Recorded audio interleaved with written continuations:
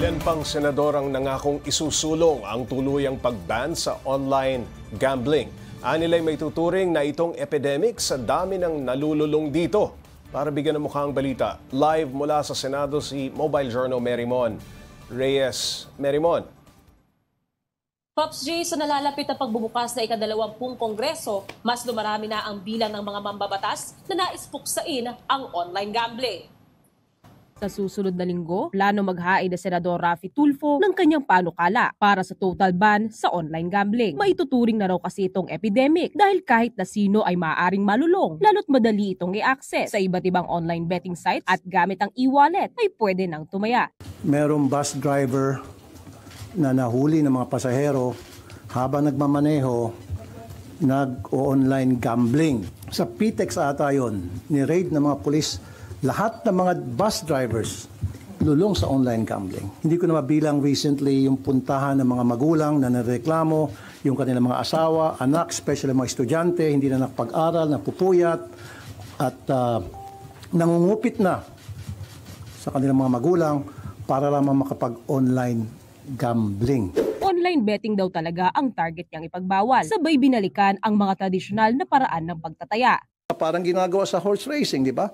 Meron yung pupunta ka sa tayaan, doon ka tataya. Giniit pa ng senador na masyadong matagal ang August 15 na deadline ng PAGCOR para ipatanggal ang mga advertisement ng online gambling. Dapat daw gawin ito sa lalong madaling panahon. Kung nagawa natin yan sa sigarilyo, remember dati sigarilyo left and right, may advertisement yan. So bakit hindi natin mapatigil itong sa online gambling? Kahit legal daw ang online gambling ngayon, dapat pa rin daw imbestigahan ang mga opisyal ng gobyernong sangkot dito. Dapat ang mga politiko ay nagsisilbi sa taong bayan.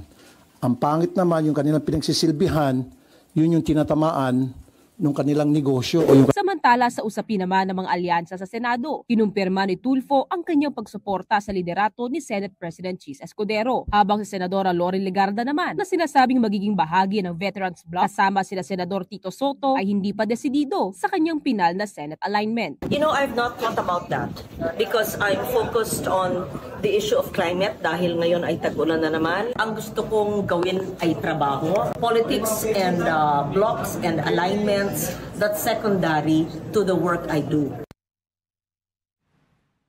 Pops J, nabanggit din ni Senator Raffy Tulfo kanina ang kanyang hindi pagsang-ayon sa dismissal ng impeachment laban kay Vice President Sara Duterte. Aniya, mas maganda raw kasi na magkaroon ng pagkakataon ang bise na depensahan ang kanyang sarili at patunayan ang kanyang pagiging inosente sa pamamagitan ng isang trial.